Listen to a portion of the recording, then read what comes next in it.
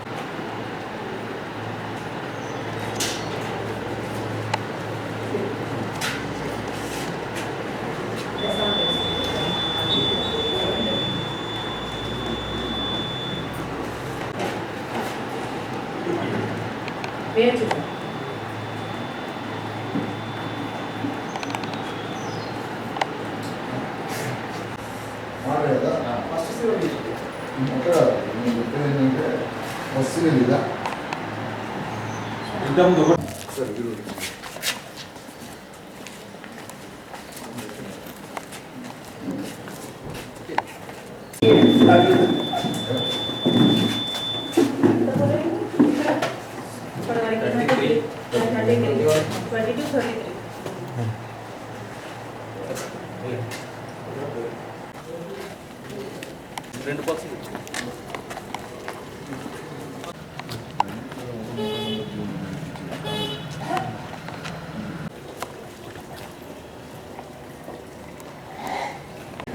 జగిత్యాల పరిసర ప్రాంతాల ప్రజలందరికీ హృదయపూర్వక నమస్కారాలు.